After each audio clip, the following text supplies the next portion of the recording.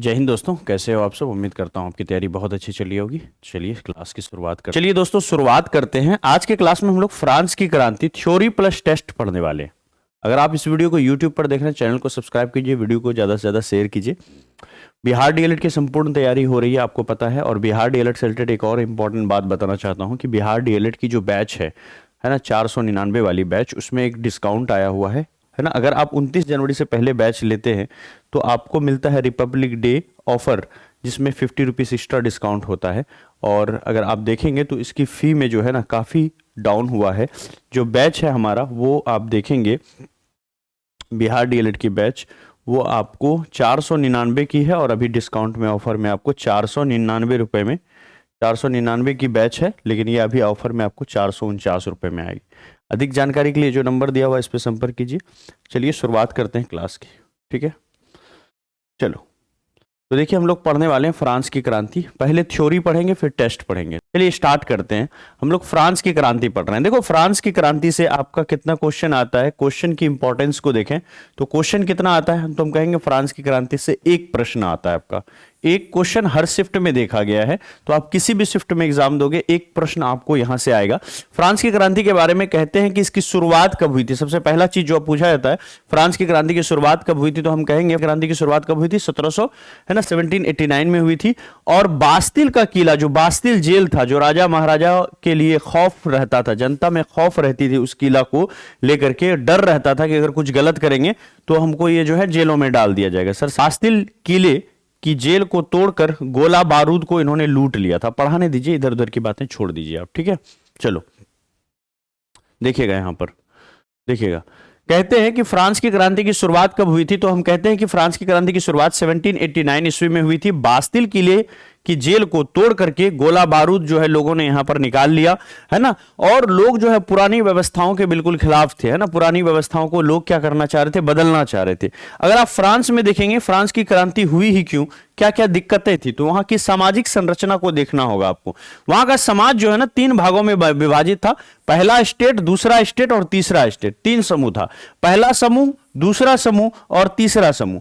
पहले समूह में देखेंगे, पहली जो जाति संप्रदाय थी, तो पहली संप्रदाय में पादरी वर्ग रहते थे, ठीक है। दूसरी संप्रदाय में, द्वितीय स्टेट के अंदर में कुलीन वर्ग रहा करते थे। और तीसरा एक समाज हुआ करता था। तीसरा समाज में जितने भी बड़े व्यवसायी थे, व्यापारी थे, अदालती कर्मचारी थे, वकील आदि थे, ये सब। साथ ही साथ किसान और कारीगर के समूह भी यही तीसरे स्टेट के अंदर में आते थे। जितने छोटे नौकर हैं, भूमिहीन हैं, मजदूर नौकर है ना, मजदूर हैं या नौकरी करने वाले लोग हैं, सारे के सारे लोग जो है तीसरे स्टेट में आते थे। तो पहला स्टेट यानी पहला समाज था वहां का पादरी वर्ग, दूसरा समाज था कुलीन वर्ग। अब पादरी और कुलीन वर्ग के साथ दिक्कत यह थी कि इन लोगों को बिल्कुल भी टैक्स नहीं देना पड़ता था। नो टैक्स, कोई भी टैक्स वसूला नहीं जाता था इनसे। और इनके लिए जो स्टेट थी, है ना, देश की हर एक चीजें जो है ना फ्री में अवेलेबल होती थी, टैक्स वगैरह इनको लगता नहीं था। और ये लोग ऐसे लोग थे जो सबसे ज्यादा पैसे वाले लोग थे। लेकिन अगर बात करें तीसरे स्टेट की, तो सबसे गरीब मजदूर लोग यही थे। और सबसे ज्यादा टैक्स अगर किसी को देना पड़ता था तो तीसरे स्टेट को देना पड़ता था। इन दोनों स्टेट को ऐसे भी टैक्स नहीं देना पड़ता था, ये दोनों समाज के लोगों को टैक्स नहीं देना पड़ता था। तो पहला समाज जो था वो था क्या, क्लर्जी समाज। कहते हैं कि जो फ्रांस है ना, वहां पर क्लर्जी समाज जो था, यह वर्ग जो है चर्च के नेताओं का था। चर्च का प्रभुत्व था, है ना, चर्च के का प्रभुत्व था। किसका प्रभुत्व था सर जी, किसका प्रभुत्व था, तो हम कहेंगे किसका प्रभुत्व था सर जी, तो चर्च का प्रभुत्व था। किसका प्रभुत्व था, चर्च का प्रभुत्व था, ठीक है। चलिए देखिएगा, चर्च, हाँ, तो कहेंगे कि पहला वर्ग जो था वो कौन सा था, क्लर्जी वर्ग था। यह वर्ग चर्च में नेताओं का था। और फ्रांस की जनसंख्या का लगभग 1% हिस्सा जो है ये था, ठीक है। उन्होंने टैक्स में छूट प्राप्त थे उनको, और उनके पास बहुत अधिक संपत्ति थी। वही बात हो गई कि ये जो पहला समाज था फ्रांस का, इसके पास संपत्ति कितनी है, संपत्ति भैया बहुत ज्यादा है, संपत्ति ज्यादा है, लेकिन टैक्स देना पड़ता है क्या, नहीं। जबकि उल्टा हो गया, संपत्ति ज्यादा था तो टैक्स ज्यादा पे करना था, क्योंकि इनके पास तो पैसे की कमी नहीं थी। लेकिन संपत्ति ज्यादा रहते हुए भी इनको टैक्स नहीं देना पड़ता था। तो ये वर्ग था क्लर्जी वर्ग। कहेंगे कि क्लर्जी वर्ग किससे जुड़ा हुआ था, तो कहेंगे क्लर्जी वर्ग जो है चर्च से जुड़े हुए लोगों का था, चर्च का जो है इनका प्रभुत्व जो है था चर्च के अंदर में। तो यह वर्ग चर्च के नेताओं का था और फ्रांस की जनसंख्या का मात्र 1% लोग था। कितना परसेंट लोग था? मात्र 1% लोग था, लेकिन सबसे ज्यादा संपत्ति इन्हीं के पास थी और टैक्स भैया इनको बिल्कुल भी नहीं देना पड़ रहा था, यह कंडीशन था। चलिए दूसरा वर्ग देखते हैं। दूसरा वर्ग है नोबिलिटी। दूसरा वर्ग कहेंगे यह वर्ग जो है 2% जनसंख्या का था। कितना परसेंट जनसंख्या का था? 2%। जहां पर जो आपका पहला क्लर्जी है वो 1% था और नोबिलिटी की बात करें तो यह कितना था? 2% था। और इसमें अमीर जमींदार शामिल थे। कौन लोग शामिल थे? अमीर जमींदार। और ये जो जमींदार लोग थे इनको भी टैक्स नहीं देना पड़ता था भैया, बिल्कुल टैक्स फ्री था। इन लोगों के लिए भी टैक्स बिल्कुल फ्री था, इन्हें भी टैक्स में छूट मिली हुई थी। दूसरा है भैया तीसरा वर्ग जिसको बोलते हैं कॉमनर्स। कॉमनर्स यह वर्ग लगभग 97% जनसंख्या का था, है ना। कॉमनर्स में 97% आ गए। 2% आपका नोबिलिटी आ गया, 2% नोबिलिटी आ गया, 1% क्लर्जी आ गया। बच्चा कितना? 2 और 1 3 निकाल दो, ठीक है, 3 निकाल दो। 3 अगर इसमें निकाल देते हो आप, 3 अगर निकाल देते हो तो आप देखोगे कि 3 अगर इससे निकल गया तो बचा कितना भैया? तो आप यही देखोगे कि 97% बचा।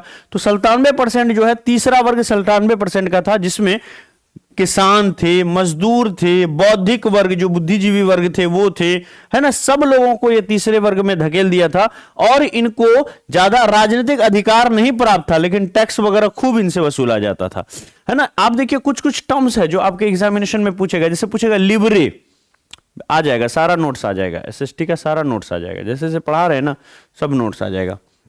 लिबरे 42 चैप्टर में हमको लगता है कि 35 चैप्टर का नोट्स आ ही गया होगा, लगभग 5-7 चैप्टर का नोट्स बचा है। 1 वीक के अंदर सारा आ जाएगा, जैसे जैसे पढ़ाएंगे आ जाएगा। लिबरे फ्रांस की मुद्रा जिसे सन 1974 में समाप्त कर दिया गया था। फ्रांस की मुद्रा का नाम क्या था? लिबरे, जिसको क्या किया गया था? 1974 में समाप्त कर दिया गया था। स्टेट क्रांति पूर्व फ्रांसीसी समाज में सत्ता और सामाजिक हैसियत को अभिव्यक्त करने वाली एक श्रेणी थी।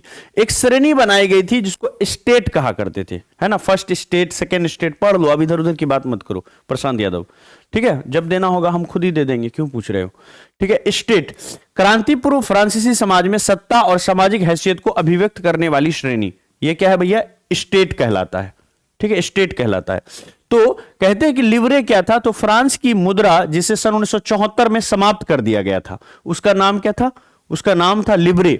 स्टेट क्या था? तो पुराने जमाने में जब फ्रांस की क्रांति नहीं हुई थी, क्रांति से पहले समाज को जो बांटा गया था उसको स्टेट कहते थे। क्या कहते थे? स्टेट कहते थे। नेक्स्ट आपका पादरी वर्ग, तो चर्च के विशेष कार्य को करने वाले व्यक्तियों का समूह था, है ना। पादरी वर्ग किसको कहेंगे? तो ऐसे लोग जो चर्च के विशेष काम को करते थे, ऐसे ग्रुप ऑफ पीपल को पादरी वर्ग कहा करते थे। दूसरा है आपका टाइद। टाइद क्या था? तो चर्च द्वारा वसूल किया जाने वाला टैक्स। तो ऐसा टैक्स जिसको चर्च वसूल करता था उसको टाइद कहते थे, और जितना भी खेती होता था उसका 10वां हिस्सा के बराबर जो है ये टाइद होता था। 1/10 हुआ करता था, 1/10। यही समझ लो कि 10 केजी अगर अनाज हुआ तो 1 केजी जो है ना आपसे चर्च टैक्स ले लेगा, है ना। 1/10 जो है यहां पर 1/10वां हिस्सा जो है ये ले लिया करते थे। तो टाइद क्या था? ये चर्च द्वारा वसूल किया जाने वाला टैक्स था। वहीं पर दूसरा टैक्स है टाइल, है ना। ये सीधे राज्य को अदा किया जाने वाला टैक्स है। एक टैक्स हर जनता जो 2 टैक्स दिया करती थी। एक टैक्स क्या करते? मुस्कान कुमारी पढ़ लो, क्या कुछ से कुछ लिख रहे हो, ठीक है, ब्लॉक कर दूं कमेंट आपका। कोई अगर चीज मिला है तो उसका सही इस्तेमाल करो, कुछ से कुछ लिख रहे हो, ठीक है। तो पढ़ाई पर ध्यान दो, क्यों कुछ से कुछ टाइप करके भेज रहे हो। देखते हैं इसको, टाइल, ठीक है। टाइल क्या है? ये सीधे राज्य को अदा किया जाने वाला क्या है? टैक्स है। तो 2 तरह का टैक्स जनता को पे करना पड़ता था, एक टाइद, एक टाइल। टाइद क्या था? जो क्या किया जाता था? जो चर्च को वसूल दिया जाता था। टाइद क्या होता था? जो चर्च को देने वाला टैक्स होता था। और टाइल क्या होता था? जो सीधे स्टेट को दिया जाता था। आगे बढ़ते हैं। अब देखिए फ्रांस के अंदर में ना आर्थिक संकट आ गई थी, ठीक है। फ्रांस की जो आर्थिक स्थिति थी वो काफी खराब थी। विभिन्न युद्ध जैसे कि अमेरिकी स्वतंत्रता संग्राम में भारी धन खर्चा हुआ था। जब अमेरिका का स्वतंत्रता संग्राम चल रहा था, अमेरिका का स्वतंत्रता संग्राम कब चल रहा था? तो 1775 ईस्वी से और 1783 ईस्वी के बीच में ये स्वतंत्रता संग्राम चला था अमेरिका का। इस समय फ्रांस का जो रूलर था उन्होंने बहुत सारा पैसा, धन पैसा जो है वो दिया था किसको? अमेरिका को, ताकि अमेरिका जो है उससे अपना असला बारूद पैसे से काफी मदद किया था, काफी मदद किया था फ्रांस ने काफी फाइनेंस दिया था अमेरिका को, ताकि अमेरिका जो है वो लड़ सके। अमेरिका में जो युद्ध चल रहा था किसके, ब्रिटेन के खिलाफ, तो ब्रिटेन को हराने के लिए फ्रांस और ब्रिटेन का हमेशा जो है लड़ाई चलता था, पुराना लड़ाई था। तो ये क्या किया, अमेरिका को सपोर्ट किया ताकि अमेरिका जो है ना वहां से इंग्लैंड वाले को खदेड़ सके और अमेरिका आजाद हो सके। तो अमेरिका की आजादी के लिए, स्वतंत्रता संग्राम के लिए बहुत पैसा इन्होंने दिया, जिसके कारण जो है ना बहुत ज्यादा इस पे लॉन हो गया। किस पर लॉन हो गया, फ्रांस पर बहुत ज्यादा लॉन हो गया। पहले से फ्रांस की स्थिति काफी खराब थी। राजा का भव्य दरबार हुआ करता था, बहुत बड़ी महल हुआ करती थी, ठीक है, राजा का बहुत बड़ा महल हुआ करता था, और वो भव्य खर्चों ने भी खजाने को पूरी तरह से क्या कर दिया, खाली कर दिया। देखो आपके जितने सारे सवाल हैं लास्ट के 5 मिनट में पूछ लेना, अभी सिर्फ पढ़ लो आप, ठीक है। कुछ से कुछ पूछ रहे हो, ठीक है। असलम अली, बिल्कुल मैसेज जाता है, सबको गया है, ठीक है। अभी आप कुछ भी नहीं लिखेंगे, आप सिर्फ पढ़ाई पर अगले 40-45 मिनट फोकस कीजिए, पढ़िए। जिस चीज़ के लिए आप पे किए हैं, जिस चीज़ के लिए यहाँ आए हैं, जो आपको एग्जाम में निकालेगा वो आप पढ़िए पहले, जो पढ़ा रहे हैं। बाद में जो सवाल है ना आपका पूछ लीजिएगा। ऐसा कुछ भी नहीं है जो हम पहले नहीं बताएं, यूट्यूब पर अवेलेबल नहीं है, बस ये है कि आप उसको देखे नहीं हो, ठीक है। क्यों पूछ रहे हो एमडी फुरकान, एसपी नोट्स तो हम देते ही हैं, वो आपकी स्ट्रेटेजी होनी चाहिए कि आप कैसे पढ़ोगे, ठीक है। नोट्स आपको हर क्लास का नोट्स हाथ से लिख के नहीं बनाना है, जो एसपी नोट्स होगा उसमें सारी बातें लिखी होंगी। आप उस पीडीएफ को खोलिएगा या क्लास की पीडीएफ को हमारा खोल लीजिए, जो जो बातें हम कह रहे हैं अगर वो इंपॉर्टेंट लग रही है आपको तो उसका एक शॉर्ट नोट्स बना लीजिए। इसमें पूछने की क्या बात है, अच्छी चीज़ों के लिए भला कौन मना करेगा। अगर आप इतना समय देना चाहते हैं, पढ़ना चाहते हैं, आप ज़्यादा अच्छा करना चाहते हैं तो बिल्कुल कीजिए, इसमें पूछने वाली क्या बात है। इसीलिए आप कॉपी पेस्ट मत कीजिए कमेंट में एक ही बात को, ठीक है। क्लियर है, देखो कॉपी पेस्ट किए जा रहे हो, बता दिए फिर भी किए जा रहे हो, ठीक है। चलो आगे देखते हैं, आप ही की क्लास खराब हो जाएगी, मैं बीच बीच में रुक के इधर उधर की बातें बताऊंगा आपको। तो देखो एमडी फुरकान बाज नहीं आ रहा, फिर वही चीज़ पेस्ट कर रहा है, सुन भी लो क्या बोल रहा हूं मैं, ठीक है। चलो आर्थिक संकट की बात कर लेते हैं। तो फ्रांस की आर्थिक स्थिति जो है वो खराब थी। क्यों खराब थी मैंने बता दिया, बढ़ती महंगाई और करों ने आम जनता की जिंदगी को पूरी तरह से कठिन बना दिया था। क्लियर है, तो ये था, महंगाई बढ़ रही थी और टैक्स जो है, चूंकि काफी रेवेन्यू खत्म हो रहा था, राजा का जो खजाना है खाली हो रहा था, तो आम जनता पर टैक्स को बढ़ा दिया राजा ने। आम जनता का तो हालत ऐसे भी खराब था और ज्यादा खराब हो गया, महंगाई की वजह से और भी खराब था। जब महंगाई जैसी सिचुएशन बनी, क्यों वहां पर युद्ध हुआ, वही चीज को, क्यों यहां पर फ्रांस की क्रांति हुई, क्यों राजा को हटाया लोगों ने, वही बात हम डिस्कस कर रहे हैं कि फ्रांस की स्थिति क्या थी। वहां पर समाज के अंदर में जो स्थिति थी वो सही नहीं थी। पादरी वर्ग था, कुलीन वर्ग था, और 97% जनसंख्या जो है थी, आबादी जो थी, उनको टैक्स देना पड़ता था। बाकी इधर 3% के लोग सबसे ज्यादा इंजॉय कर रहे थे, सबसे ज्यादा धन संपत्ति इसके पास था। इनकी लाइफ स्टाइल राजा महाराजाओं वाली थी, और ये लोग जो है ना काफी गरीब थे, और इनकी जिंदगी में उतनी इंप्रूवमेंट नहीं थी फ्रांस के अंदर में, है ना। फिर उसके बाद हमने डिस्कस किया किस तरह से फ्रांस के अंदर में पहले से ये हालत खराब थी। अमेरिकी स्वतंत्रता संग्राम को, युद्ध वगैरह में इन्होंने फ्री में बहुत सारा पैसा दिया अमेरिका को, जिसके कारण जो है बहुत ज्यादा फ्रांस पर ना लोन आ गया। उस लोन को चुकाने के लिए फिर जनता से जो है बहुत ज्यादा टैक्स वसूला जाने लगा। जो राजा था उसका आलीशान महल, बहुत खर्चीलापन जो है राजा में था, जिसके कारण भी जो खजाना था वो तेजी से खाली होने लगा, और टैक्स पर टैक्स बढ़ाते चले गए जनता पर, और जनता ऐसे ही पहले से महंगाई से परेशान थी, और टैक्स ने ला करके जनता को और ज्यादा उसकी स्थिति को खराब किया, ठीक है। फिर उसके बाद देखो क्या हुआ, जब टैक्स इस तरह से बढ़ा और जनता की स्थिति खराब होने लगी, तो फिर वहां पर कैसी सिचुएशन बनने लगी। देखो जीविका का संकट कैसे उत्पन्न होता है, कोई कहीं भी देखोगे तो जीविका का जो संकट है वो कैसे आता है, लोगों को खाने पीने की दिक्कत कैसे आती है। सबसे पहले देखो, जैसे अगर एक बार आपकी फसल खराब हो गई है ना, फसल जो है, यहां पर कुछ वर्ड दिए हुए हैं, इससे आपको फिल करना है, ठीक है, इससे आपको फिल करना है। जैसे फसल खराब होगी, ठीक है, फसल खराब होगी तो क्या होगा, तो आप देखेंगे फसल खराब होगी तो क्या होगा, बताइए। फसल अगर खराब होगी तो यहां पर आपको, फसल अगर खराब होगी तो आप देखेंगे अब गरीब गुरबा पॉवर्टी नहीं खा पाएंगे। तो फसल अगर खराब होगी तो क्या होगा, यहां पर अन्न अभाव में मृतकों की संख्या में वृद्धि होगी, या खाद्य पदार्थों की बढ़ती कीमत होगी, या कमजोरी होगी। ठीक है, कमजोर शरीर होगा। तो हम यहां पर कहेंगे 3 4 1 2 3 4 5। ठीक है, देखो फसल अगर खराब होगी तो फिर क्या होगा, यहां पर आपको कमी होगी। फसल में क्या होगी, कमी होगी। कमी अगर होगा, फसल खराब होगी तो अन्न का अभाव होगा। ठीक है, यहां पर एक वर्ड था अन्न अभाव। फसल अगर खराब होगी तो अन्न का अभाव होगा। अन्न अभाव, जब अन्न का अभाव होगा, ठीक है, जब अन्न का उपज कम होगा, उपज कम होगा, अन्न अभाव होगा, तो खाद्य पदार्थों की कीमत जो है ना वो बढ़ जाएगी। कीमत क्या होगी, कीमत जो है वो क्या होगी, बढ़ जाएगी। और कीमत जब बढ़ेगी तो गरीब लोग जो हैं वो अब खाना खरीद करके नहीं खा पाएंगे। ठीक है, गरीब लोग अब खाना खरीद कर नहीं खा पाएंगे। और जब गरीब लोग खाना खरीद के नहीं खा पाएंगे तो इससे दो कंडीशन होगा। ठीक है, जब खाना नहीं खरीद के खा पाएंगे तो इसमें आप जानते हैं कि लोगों का शरीर जो है ना, लोगों का शरीर वो क्या होगा, कमजोर शरीर होगा। यहां पर कमजोर शरीर होगा। जब खाना नहीं खा पाएंगे तो कमजोर शरीर होगा। जब शरीर कमजोर होगा तो इससे महामारी फैलेगी। क्या होगा, महामारी फैलेगी। जब हमारा शरीर कमजोर होगा, बीमारियों से लड़ नहीं पाएगा तो महामारी फैलेगी। और जब महामारी फैलेगी तो पता है फिर क्या होगा, इससे हमारा क्या होगा कि इससे जो है मृतकों की संख्या में यहां पर वृद्धि होगी। जो मृतक हैं उसकी संख्या में वृद्धि होगी, मृतकों की संख्या में वृद्धि होगी। ये वाला लाइन फिल होगा कि मृतकों की संख्या में वृद्धि होगी। और यहां पर देखेंगे जब क्या होगा कि पौरोटी नहीं खरीद के खा पाएंगे तब क्या होगा, तब यहां पर जो है आप देखेंगे खाद्य दंगे होंगे। इसी को कहते हैं खाद्य दंगे। फूड की कमी जब होती है, खाद्य दंगे। और इससे भी क्या होगा, मृतकों की ये होगी। ये चार्ट क्यों बता रहे हैं आपको, इस चार्ट के माध्यम से सीधा मैं ऑरली आपको समझाता हूं होता क्या है। देखो, जब भी किसी चीज की कीमत बढ़ती है और गरीब लोग उसको नहीं खरीद पाते हैं, या फसल खराब हो गई, तो किसी ना किसी कारण से अन्न का अभाव हो जाएगा। फसल खराब होगी एक साल तो अन्न का अभाव होगा।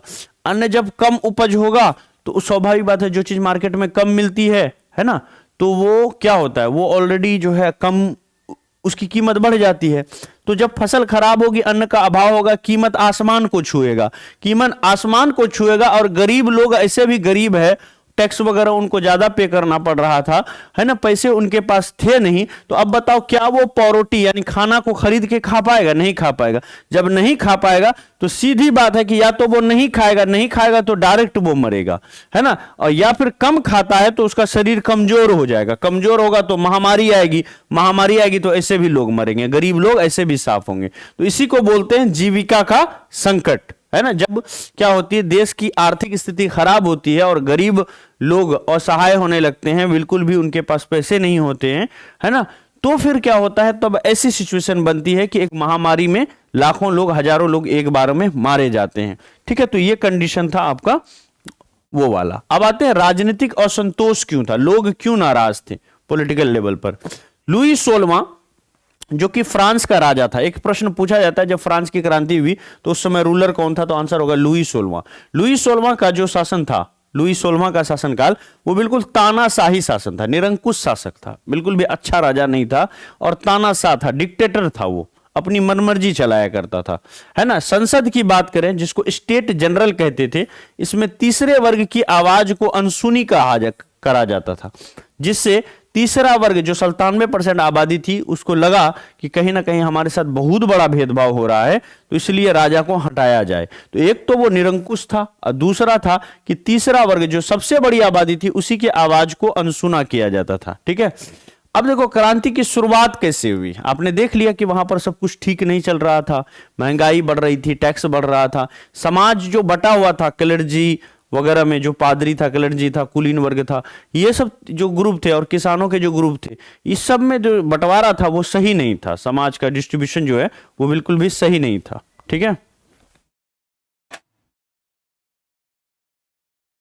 ठीक है, समाज का जो बंटवारा था ना वो बिल्कुल भी सही नहीं था। आइए क्रांति की शुरुआत देख लेते कैसे हुआ। 1789 का घटनाक्रम देखिए, जब लुई सोलवा ने वित्तीय संकट के समाधान के लिए स्टेट जनरल की एक मीटिंग बुलाई, जब वहां देश की स्थिति खराब हुई है ना, जब संकट आया पूरे देश के अंदर में, तो उन्होंने एक मीटिंग बुलाई और उस मीटिंग को जब बुलाया तो तीसरे वर्ग ने अपने अधिकारों की मांग कर दी। जो 97% आबादी थी तीसरे वर्ग थे, तीसरे वर्ग के जो रिप्रेजेंटेटिव थे उन्होंने सीधा सीधा कहा कि भैया हमको भी हमारा अधिकार मिलना चाहिए। ठीक है, सीधा उन्होंने कहा। तीसरे वर्ग ने नेशनल असेंबली का बाद में गठन किया, राजा को हटाया और कहा कि हटाओ भैया, अब हम जो है ऐसा एक सिस्टम लाएंगे जिसमें समान अधिकार होगा। और इनके वोट का वैल्यू भी कम था और उनका वोट का वैल्यू ज्यादा था, जो ऊंचे लोग थे। तो ये लोग जो है ना, ये लोग कहे कि हम अपना असेंबली बनाएंगे, तो इन्होंने उस वाली असेंबली को बर्खास्त करके एक नई असेंबली बनाई जो स्वतंत्रता और समानता के अधिकारों के लिए एक महत्वपूर्ण कदम था। तो राजा का जो पुराना वाला असेंबली था उसको समाप्त कर दिया और इन्होंने दोबारा से नया सदन का निर्माण कराया। मतलब ऐसा नहीं कि बिल्डिंग बनाया, उन्होंने क्या किया कि नया जो है फॉर्मेशन, जो एक नया पॉलिटिकल सिस्टम है उसको तैयार यहां पर तीसरे वर्ग के लोगों ने किया। अब देखो घटना जो है आगे बढ़ा, जब घटना की शुरुआत हुई, ये तो था लास्ट स्टेटमेंट कि किस तरह से उन्होंने नेशनल असेंबली का गठन कर लिया, लेकिन बात यहां से शुरू हुई जब तीसरा वर्ग ने अपने अधिकारों की मांग की 1789 में। उसके बाद देखो क्या क्या घटना हुई। लोग जो है ना, लोग उग्र हो गए और लोग जो है ना बास्तिल के किले के तरफ बढ़ने लगे। एक अफवाह फैली कि राजा जो है ना तो सैकड़ों लोगों को जो है या जनता के ऊपर जो है सेना बुलाने वाली है और जनता को मारने वाली है, जो भी लोग राजा के खिलाफ है सबको मार दिया जाएगा। ये एक अफवाह फैली और फिर वहां से लोगों का समूह जो है वो एकजुट होने लगा।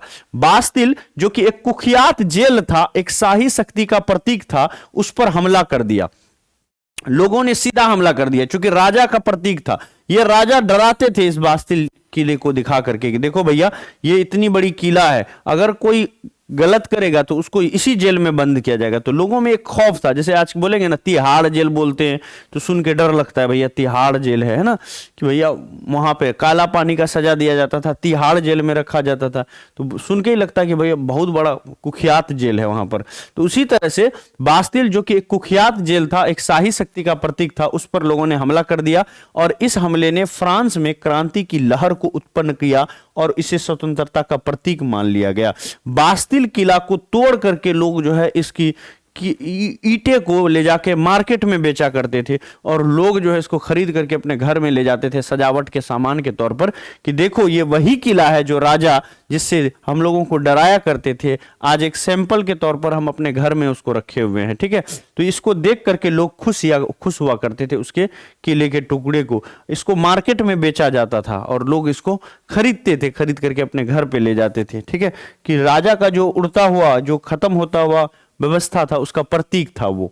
ठीक है, प्रमुख घटनाओं में देख लेते हैं। मानव अधिकार की घोषणा हुई, नेशनल असेंबली जब बनी, वहां पर नई सरकार बनी तो मानव अधिकारों की घोषणा, declaration of the rights of man end of the citizen की घोषणा हुई। इस घोषणा में सभी व्यक्तियों के लिए समान अधिकार दिए गए। पहले क्या था, क्या समान अधिकार था? नहीं था।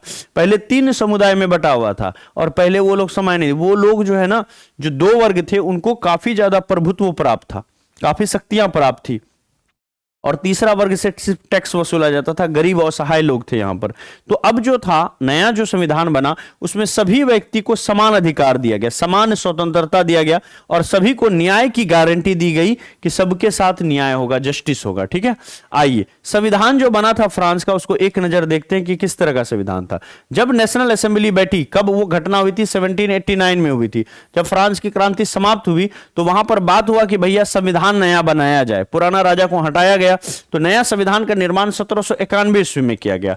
नेशनल असेंबली ने 1791 ईस्वी में एक संवैधानिक राजतंत्र की स्थापना की। देखो अभी भी वहां पर डेमोक्रेसी नहीं था, वहां पर अभी भी मोनार्की सिस्टम था, राजा का रूल था, लेकिन राजा को संविधान तले बांध दिया गया, यानी संविधान को सर्वोपरि रखा गया और राजा को रस्सी के द्वारा कस दिया गया कि भैया तुम्हें संविधान की बात माननी होगी। राजा के पास सीमित अधिकार थे और संसद ने प्रमुखता प्राप्त की। राजा का अधिकार को, राजा जो सम्राट था, इस उसके पास असीमित अधिकार थे, जो राजा बोलता था वही होता था, लेकिन अब राजा को संविधान तले बांध दिया गया। देखिए कैसे स्ट्रक्चर उन्होंने तैयार किया। उन्होंने क्या बनाया, उन्होंने देखिए कार्यपालिका बनाया, न्यायपालिका बनाया और विधायिका बनाया। विधायिका का काम था कानून को बनाना। विधायिका में जो लोग थे, जो लोकसभा या राज्यसभा आज का हमारा है, वैसे ही वहां पर विधायिका बनाई गई। तो विधायिका जो बनाई गई उसमें कहां से लोग चुन करके आते, तो इन्होंने पूरी जनता को दो कैटेगरी में बांटा, एक सक्रिय नागरिक और दूसरा क्या था, निष्क्रिय नागरिक। किसमें बांटा, दो नागरिकों में, दो कैटेगरी में बांटा। यहां मैंने जो लिखा है अपने फॉर्मेट में, इसको समझिएगा।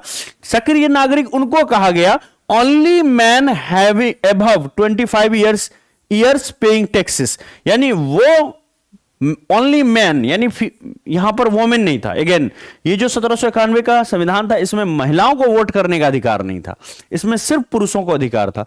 पुरुष में भी सारे पुरुषों को वोट करने का अधिकार नहीं था, बल्कि सिर्फ वही पुरुष जो 25 साल से ज्यादा का उम्र के होंगे, लेकिन अगर वो टैक्स पे करता होगा तभी वो सक्रिय नागरिक माना जाएगा। तो सक्रिय नागरिक मानने का कैटेगरी था, पहली चीज कि वो पुरुष होना चाहिए, दूसरा कंडीशन था कि 25 साल का एज पूरा हो जाना चाहिए, और तीसरा सबसे बड़ा कंडीशन था कि टैक्स पे करने वाला व्यक्ति होना चाहिए। जो जो टैक्स पे करेगा उन्हीं को वोटिंग का अधिकार था। तो पुरुष जिसकी उम्र 25 साल या उससे ज्यादा हो, अगर वो टैक्स पे करता हो तभी वो सक्रिय नागरिक माना जाएगा, एक्टिव सिटीजन माना जाएगा, और सिर्फ एक्टिव सिटीजन को ही वोटिंग का अधिकार था। क्लियर है, ये सक्रिय नागरिक हो गया। दूसरे थे भैया, दूसरा कैटेगरी निष्क्रिय नागरिक। बाकी जितने पुरुष बच गए, चाहे वो 25 साल से ज्यादा ही क्यों ना हो, अगर वो टैक्स नहीं पे कर रहे हैं तो वो निष्क्रिय नागरिक माने गए। इस संविधान के अकॉर्डिंग सभी महिलाओं को निष्क्रिय माना गया, और वो पुरुष जिसकी उम्र 25 साल से कम है उसको भी निष्क्रिय कैटेगरी में रखा गया, और सारे बच्चे वगैरह, है ना, बच्चे आ गए, मतलब वही चीज है कि बच्चा जो मैं कह रहा था 25 से कम हो, तो जितने सारे बच्चे थे वो भी निष्क्रिय में आए। तो दो कैटेगरी में इन्होंने पूरे जो सोसाइटी है, पूरा जो फ्रांस है उसको बांटा, एक सक्रिय नागरिक, दूसरा निष्क्रिय नागरिक। सक्रिय नागरिक में मैन, है ना, एबव 25 ईयर्स पेइंग टैक्सेस, ठीक है, तो जो टैक्स पे करता है, 25 साल की उम्र को पूरा कर चुका है, मैन में सिर्फ वही जो है इसको कर पाएगा। ठीक है, आप रिवीजन करो, ऑल PYQ, सारा PYQ अवेलेबल है। ठीक है, और जहां तक हो सकता है हम चैप्टर वाइज भी दे रहे हैं, उसको अटैच करके SP नोट्स में आप करोगे ना, हम क्यों रिवाइज करेंगे, हम तो पढ़ा चुके हैं। और रिवीजन ऑफलाइन क्लास में होता है, ऑनलाइन क्लास में क्यों रिवीजन होगा, ये तो आपके पढ़ने की चीज़ है। रिकॉर्डेड में अवेलेबल है, आप उसको जितना चाहो, जिस पार्ट को चाहो, जब चाहो तब सुन सकते हो। अब एक ही पढ़ाई चीज को दोबारा थोड़ी पढ़ाएंगे हम, और इसमें क्या ही शॉर्ट कर देंगे, जब इस टॉपिक को पढ़ाने आएंगे रिवीजन के टाइम में क्या शॉर्ट कर देंगे इसको। ठीक है, तो आप खुद करो, ये तो रिकॉर्डेड क्लास है, जहां जिस पॉइंट पर आप वीडियो को भगा के रोक के सुनना चाहोगे आप सुन सकते हो। अपना नोट्स बनाओ, और आखिरी के समय में वीडियो देखने में बर्बाद मत करो, अपना शॉर्ट नोट्स बनाओ, या SP नोट्स अगर है प्रिंट किए हो तो उसमें अंडरलाइन हाईलाइट करके पढ़ो, और वही हाईलाइटेड अंडरलाइन किया हुआ चीज़ों को रिवाइज करो, 2 बार 3 बार 4 बार रिवाइज करो उसको, उस पर क्वेश्चंस बनाओ ज़्यादा से ज़्यादा। ठीक है, एक सिस्टमेटिक वे में तैयारी करो। अगर एग्जाम के आखिरी टाइम तक आप वीडियो ही देखते रह जाओगे तो फिर रिवाइज कब करोगे, अपने से कब रिवीजन करोगे। ठीक है, चलो ये हो गया आपका।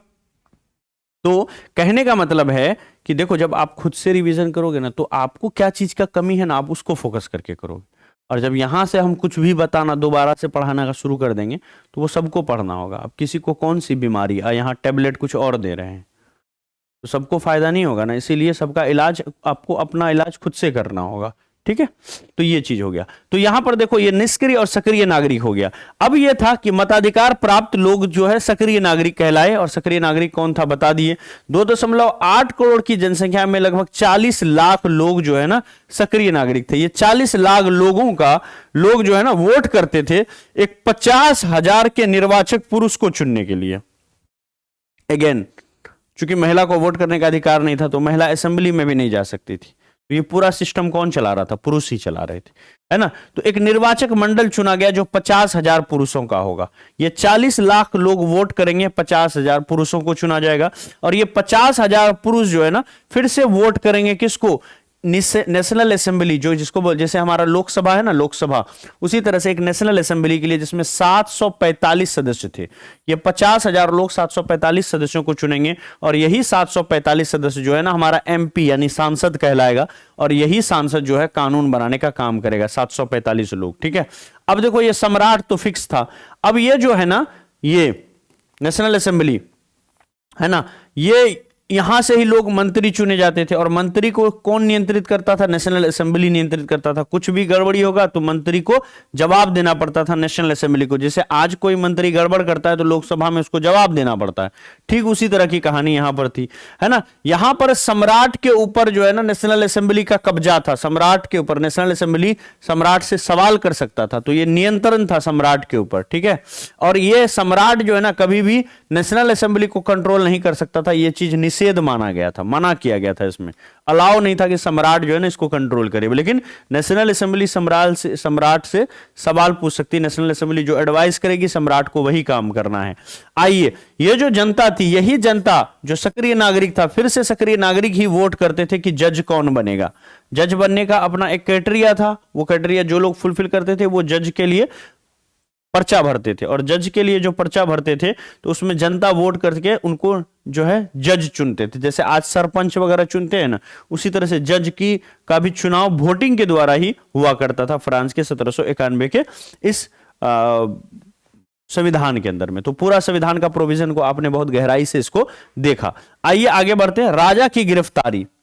अब देखिए, लुई 16वां ने देश छोड़ने की कोशिश की। जब क्या हुआ, बहुत ज्यादा प्रदर्शन होने लगा, आर्मी को बुलाया, लोगों पर आर्मी से गोलियां चलवाई, क्या क्या नहीं हुआ, लोग उग्र हुए, लोग जब घेरना शुरू किए, पूरे किला को घेर लिए फ्रांस में।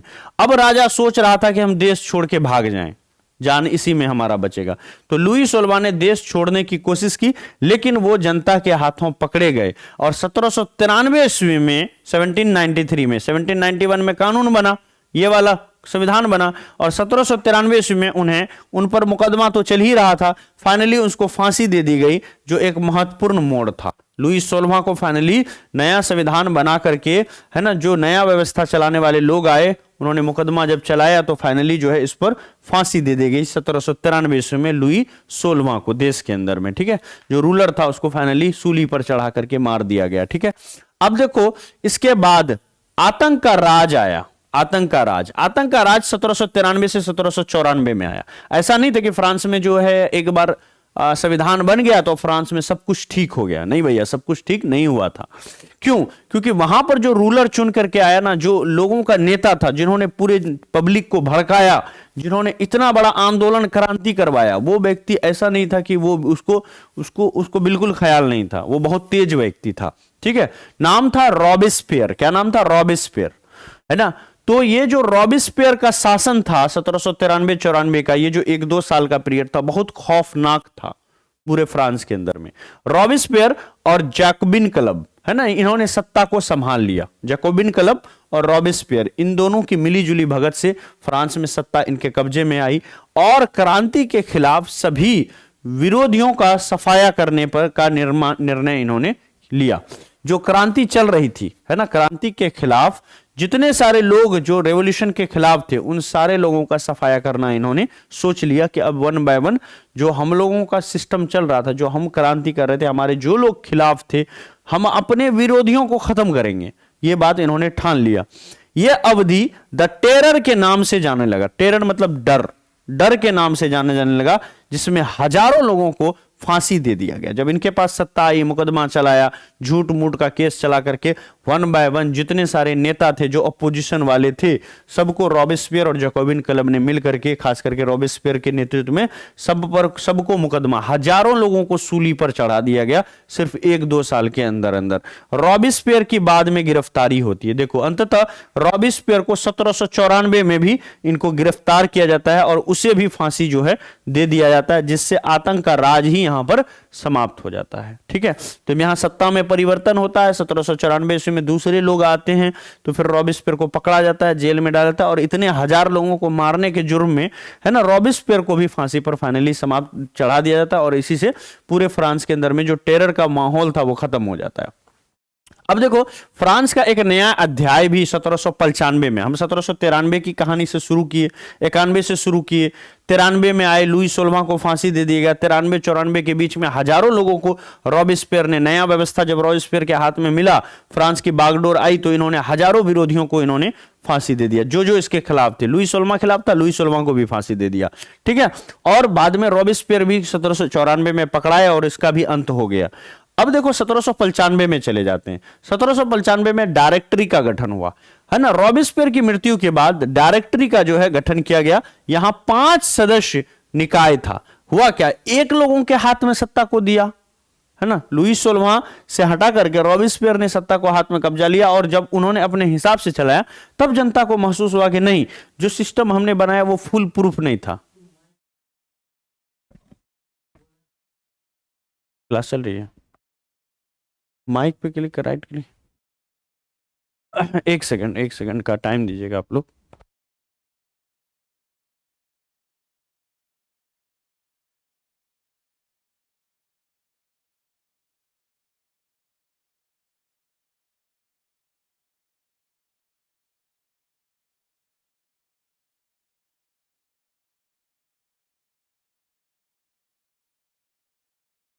चलिए ठीक है, चलिए कुछ टेक्निकल इशू आ रही थी, दूसरे स्टूडियो में क्लास चल रही थी ना, तो वहां पर। आइए, रॉबेस्पियर की मृत्यु के बाद डायरेक्टरी का गठन किया गया और यहां 5 सदस्य निकाय रखा गया। डायरेक्टरी भी भ्रष्टाचार और अस्थिरता का सामना करने में पूरी तरह से असफल रहा। जो भ्रष्टाचार था, अस्थिरता, जो इनस्टेबिलिटी था फ्रांस के अंदर में, वो वहां पर समाप्त नहीं कर सका। बाद में 1799 ईस्वी में नेपोलियन का राज आता है। क्या होता है भैया, नेपोलियन का राज जो है आता है, ये 1700, ठीक है, 1799 ईस्वी में। 1799 में नेपोलियन बोनापार्ट ने एक तख्ता पलट किया और खुद को सम्राट जो है घोषित कर दिया। 1799 में नेपोलियन बोनापार्ट ने क्या किया, पूरी फ्रांस की सत्ता को बदल दिया और खुद ही वहां पर क्या हुआ, रूलर बन गए।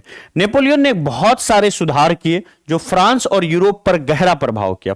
नेपोलियन एक अच्छा व्यक्ति था, इन्होंने अच्छे से अच्छा सुधार करते चले गए और पूरा तख्ता पलट करके खुद फ्रांस की पूरी बागडोर हाथों में ले ली और ये खुद रूलर बन गए। और नेपोलियन ने क्या किया, फ्रांस और यूरोप पर गहरा प्रभाव डाला। इस तरह से आगे आते हैं।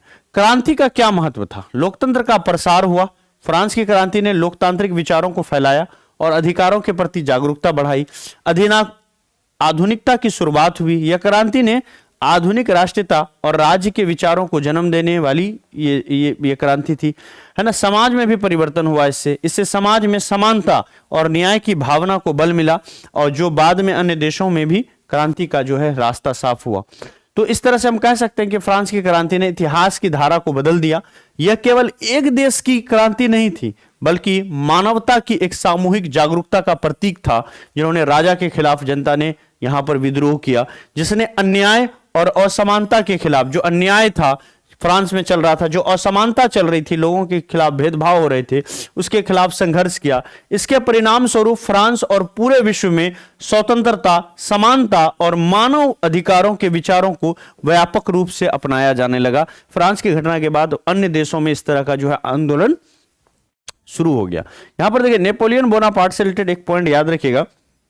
नेपोलियन ने सन 1804 ईस्वी में एक कोड दिया था, जिसको नेपोलियनिक कोड कहा जाता है। नेपोलियनिक कोड, नेपोलियनिक कोड या कोड ऑफ 1804 नेपोलियनिक कोड कहा जाता है। इसमें बहुत अच्छे प्रावधान थे, कैसे शासन चलाना है, क्या क्या नियम कानून होने चाहिए। इसी को नेपोलियनिक कोड के नाम से जाना जाता है, काफी इंपॉर्टेंट है। तो ये था आपका ऊपर से शॉर्ट समरी जो फ्रांस की क्रांति को लेकर के था। इसमें बहुत सारी बातें आपने पढ़ लिया, बहुत सारी ऐसी चीजें थी जो एग्जाम में डायरेक्ट आपका आ सकता था। तो टारगेट के हिसाब से, आपके डीएलएड के हिसाब से जितना थ्योरी पढ़ा वो इनफ है। अब चलिए इस पर हम लोग टेस्ट लगा लेते हैं। 25 क्वेश्चनों का एक टेस्ट लगाएंगे। आइए स्टार्ट करते हैं। बिल्कुल 15-20 मिनट का टेस्ट होगा। कहते हैं, पहला क्वेश्चन यहां पर है कि फ्रांस की राज क्रांति किस ईस्वी में हुई। यही प्रश्न सबसे ज्यादा पूछा गया अब तक में। तो कहेंगे फ्रांस की क्रांति जो है ना 1 जुलाई 1789 में शुरू हुई। तो करेक्ट आंसर हो जाएगा यहाँ पर 1 का बी नंबर। अगले प्रश्न पर आते हैं। कहते हैं कि प्रथम स्टेट में कौन आते थे? फ्रांस में जो 3 स्टेट हुआ करता था, मैंने बताया 3 स्टेट हुआ करता था। कितने स्टेट थे? 3 स्टेट। तो पहला स्टेट, दूसरा स्टेट और तीसरा स्टेट।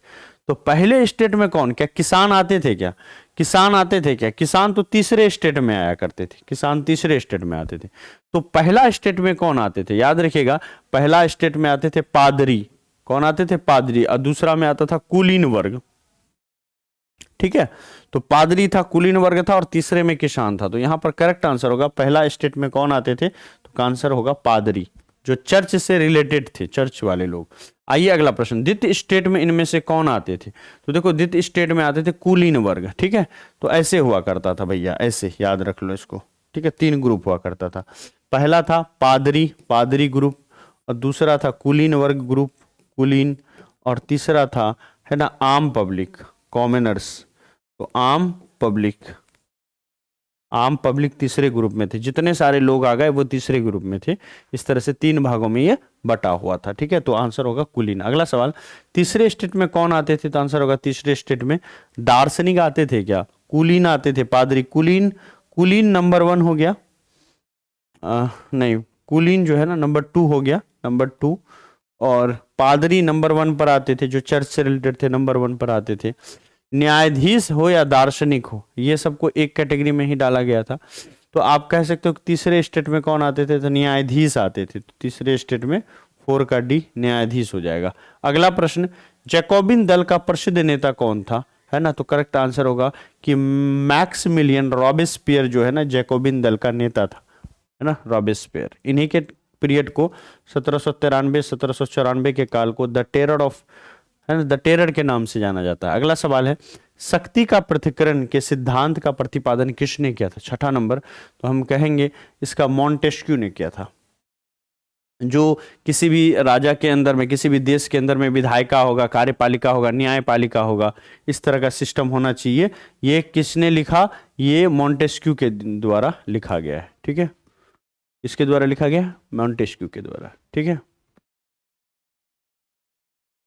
आगे चलते हैं। द सोशल कॉन्ट्रैक्ट थ्योरी नामक पुस्तक किसने लिखी है? द सोशल कॉन्ट्रैक्ट नामक पुस्तक ये रूसो के द्वारा लिखा गया है।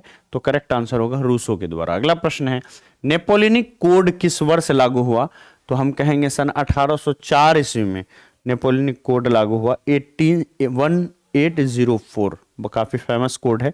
1804 में नेपोलियनिक कोड लागू हुआ। अगला सवाल, फ्रांसीसी उपनिवेशों में अंतिम रूप से दास प्रथा, है ना, दास प्रथा समाप्त हुआ। फ्रांसीसी उपनिवेशों में अंतिम रूप से दास प्रथा जो है वो कब समाप्त हुआ? सन 1848 ईस्वी में समाप्त हुआ। अगला प्रश्न पे चलते हैं। कहते हैं कि यहाँ पर नेक्स्ट क्वेश्चन 10वां नंबर, फ्रांस की क्रांति के पूर्व फ्रांस की शैक्षणिक व्यवस्था पर किसका अधिकार था? जो शैक्षणिक व्यवस्था थी उस पर चर्च का अधिकार था, है ना, पूरा एजुकेशन सिस्टम चर्च के हाथों में था। अगला प्रश्न, फ्रांस की क्रांति का प्रभाव भारत के किस राजा पर पड़ा? जब वहां पर फ्रांस की क्रांति चल रही थी तो यहाँ पर कौन से राजा पर उसका प्रभाव पड़ा? तो आंसर क्या होगा? फ्रांस की क्रांति से पूरी तरह से ये जो है ना, पूरी तरह से ये वहां से आइडिया लिया किसने? टीपू सुल्तान ने। ये पूरी तरह से टीपू सुल्तान जो है फ्रांस की क्रांति से, है ना, यहाँ पर ये पूरी तरह से इस पर, है ना, इन्होंने आइडिया लिया और ये पूरी तरह से उससे मोटिवेट हुए थे। कौन? टीपू सुल्तान, फ्रांस की क्रांति को लेकर के। ठीक है, और यहाँ पर भी आज़ादी की लड़ाई के लिए टीपू सुल्तान ने आवाज उठाया। कहते हैं वॉल्टेयर क्या था? वॉल्टेयर, वॉल्टेयर कौन था? 12वां नंबर प्रश्न कहेंगे। वॉल्टेयर जो है ना एक लेखक था। वॉल्टेयर जो है एक लेखक था, नालजवाद के विचारक थे, ये इनलाइटमेंट के, ये पुराने राजा महाराजाओं के जो सिस्टम थे उनके खिलाफ लिखा करते थे वॉल्टेयर। आगे चलते हैं, मॉन्टेस्क्यू ने कौन सी पुस्तक लिखी है? 13वां नंबर सवाल। तो कहेंगे मॉन्टेस्क्यू के द्वारा विधि की आत्मा नामक एक किताब लिखी गई है। ठीक है, अगला क्वेश्चन है, फ्रांस की राज्य क्रांति के समय वहां का राजा कौन था? बहुत अच्छा प्रश्न है, वीवीआई क्वेश्चन है, बहुत इजी क्वेश्चन है, बार बार रिपीट किया जाता है, सवाल में खूब आता है एग्जामिनेशन में। आंसर होगा लुई 16वां जो है ना फ्रांस की क्रांति के समय वहां का रूलर था। अगला क्वेश्चन है, फ्रांस की समाज कितने वर्गों में विभाजित था? तो हम कहेंगे 3 वर्गों में विभाजित था, पादरी, कुलीन और कॉमनर्स, जो लास्ट वाला था सामान्य जनता, आम जनता। फ्रांस की क्रांति का स्वरूप क्या था? कौन लोग फ्रांस की क्रांति में लड़ रहे थे? तो आंसर होगा कि बुजुर्गा वर्ग, जो आम जनता थे वो यहां पर लड़ रहे थे। अगला क्वेश्चन है, आतंक का राज की स्थापना, आतंक राज की स्थापना किसने किया था? तो द रॉबिस्पेयर ने किया था, है ना। तो करेक्ट आंसर हो जाएगा यहाँ पर रॉबिस्पेयर, 17 का आंसर बी होगा। अगला क्वेश्चन देखते हैं, कहता है किस तिथि को फ्रांस में राष्ट्र दिवस के रूप में मनाया जाता है? कौन सा दिन को राष्ट्र दिवस के तौर पर मनाते हैं फ्रांस के लोग? तो कहेंगे 14 जुलाई 1789 को। अगला क्वेश्चन है, नेपोलियन कब सम्राट बना? 19वां नंबर। तो कहेंगे सन 1804 ईस्वी में नेपोलियन जो है वो सम्राट बना। अगला क्वेश्चन है कि किसने कहा था कि मेरी इच्छा ही कानून है? मेरी इच्छा ही कानून है। तो कहेंगे कि लुई 16वां ने कहा था कि मेरी इच्छा ही कानून है। अगला क्वेश्चन है, किसने कहा था 100 चूहे की अपेक्षा एक सिंह का शासन उत्तम होगा? 21वां नंबर। तो कहेंगे कि वॉल्टेयर ने कहा था। करेक्ट आंसर हो जाएगा 21 का ए। अगला का सवाल, फ्रांस में सबसे ज्यादा करों का बोझ किस पर था? है ना, 22वां नंबर। तो कहेंगे कि साधारण जनता पर था, साधारण जनता पर। तो करेक्ट आंसर हो जाएगा साधारण जनता। अगला सवाल, सम्राट लुई 16वां को किस तिथि को फांसी दी गई थी? 23वां नंबर सवाल। तो कहेंगे किस तिथि को फांसी दी गई थी? तो 21 जनवरी 1793 ईस्वी को फांसी दी गई थी। अगला सवाल है, रूसो की प्रसिद्ध पुस्तक का नाम जो है वो क्या था? रूसो की प्रसिद्ध पुस्तक का नाम क्या था? द सोशल कॉन्ट्रैक्ट जो है नाम था। बहुत इंपॉर्टेंट क्वेश्चन है, ध्यान दीजिएगा। अगला सवाल है, बास्तिल के किले पर भीड़ ने कब धावा बोला? तो कहेंगे बास्तिल के किले पर 14 जुलाई 1789 को यहां पर धावा बोला। तो करेक्ट आंसर हो जाएगा 20 नंबर। तो इस तरह से 25 क्वेश्चन जो थे एग्जाम से रिलेटेड वो आपने किया। तो किस तरह से थ्योरी में देखो सारा चीज कवर हो जाता है, और कुछ चीजें हम लोग टेस्ट में भी अलग से रखते हैं, जैसे बहुत सारा सोशल कॉन्ट्रैक्ट थ्योरी के बारे में, रूसो के बारे में सवाल था, ठीक है। तो ये सब कुछ अच्छे सवाल भी थे जो मैंने अलग से इसमें ऐड किया था। तो सरस्वती बैच 3 के अंदर में आप सभी लोग पढ़ रहे हो, और जो लोग नहीं पढ़ रहे हो, अभी तक बैच नहीं लिया, तो आप सभी लोग बैच लेकर के इसमें ज्वाइन होकर के तैयारी करें, ठीक है। ये जो है बिहार बीएड के लिए इल्म बैच 2 चल रहा है। अगर आपको दोनों बैच चाहिए तो आप 749 रुपए में मास्टर साहब बैच को ज्वाइन कर सकते हैं। लेना आसान है, ड्रीम सेवक लर्निंग ऐप को इंस्टॉल कर दीजिए, रजिस्टर कर दीजिए, फिर आप आइए पेड कोर्स में। पेड कोर्स में आने के बाद बाय नाउ पर क्लिक कीजिए, अप्लाई कूपन पर क्लिक कीजिए, और यहीं पर आपको इंडिया लिखना है, INDIA इंडिया, और इंडिया लिखते ही यहाँ से आप पेमेंट कर देंगे। डिस्काउंट मिल ही जाएगा आपको, 499 का है, 449 हो जाएगा, और सीधा यहाँ से पे करेंगे, और फोन पे गूगल पे के माध्यम से पेमेंट कर लेंगे। एक बार अगर पेमेंट करते हो तो माई कोर्स में आपको कोर्स आ जाएगा, और यहीं पर आप जो है रिकॉर्डेड लाइव टेस्ट का ऑप्शन है, यहाँ से आप सारा जो है क्लास वगैरह को देख सकते हैं, ठीक है। चलिए बहुत बढ़िया। अब देखिए, जिसके पास जो है ना स्कैनर वगैरह नहीं है, स्कैनर का दिक्कत है, तो इस नंबर पर आप पेमेंट करके स्कैनर मांग लीजिए, ठीक है। यहाँ पर सॉरी व्हाट्सअप करके स्कैनर मांग लीजिए, और स्कैनर आपको मिल जाएगा, और इस पर आप पेमेंट जो है कर दीजिएगा। तो ये था आपका क्लास, और जाते जाते चैनल को सब्सक्राइब कर दीजिए। अगर आप इस वीडियो को यूट्यूब पर देख रहे हैं तो कैसा लगा फ्रांस की क्रांति, और ये जो ऑफर चल रहा है ना, ये इसका लाभ जरूर लीजिए आप लोग। 29 जनवरी से जब भी आप ज्वाइन करेंगे, 29 जनवरी से पहले जो लोग बैच ज्वाइन करेंगे उन्हीं को एक्स्ट्रा डिस्काउंट मिलेगा। उन्हीं के लिए फ़ी जो है 449 रुपये होगा। 449 की फ़ी में हम लोग बहुत कुछ देते हैं, आप देखिएगा कि क्या क्या हम लोग प्रोवाइड करते हैं। 449 रुपये का जो फ़ी है ना, इसके अंदर में हम लोग क्या क्या देते हैं, बहुत कुछ देते हैं, बहुत कुछ देते हैं, ठीक है। देखिए बहुत कुछ देते हैं, क्या क्या देते हैं। एक्सपर्ट फैकल्टी है, डेली लाइव क्लास है, डाउट क्लास है, DLED के एंट्रांस की पूरी तैयारी है, सारे सब्जेक्ट का जो 6 सब्जेक्ट है सब टीचर के द्वारा पढ़ाया जाता है। हम लोग शॉर्ट नोट्स देते हैं। अभी कम समय में ना आपको SP नोट्स पढ़ना चाहिए।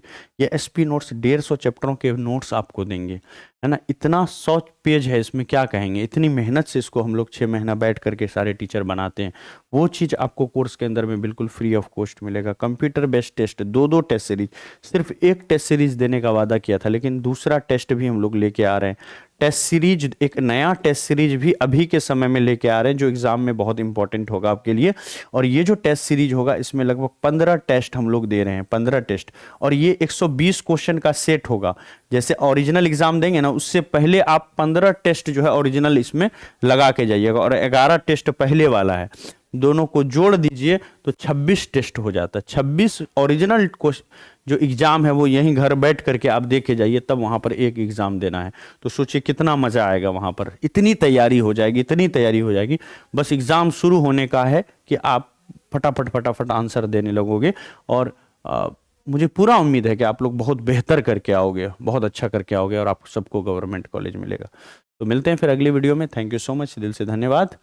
और मन लगा करके तैयारी की। मच दिल से धन्यवाद। जय हिंद, बाय बाय।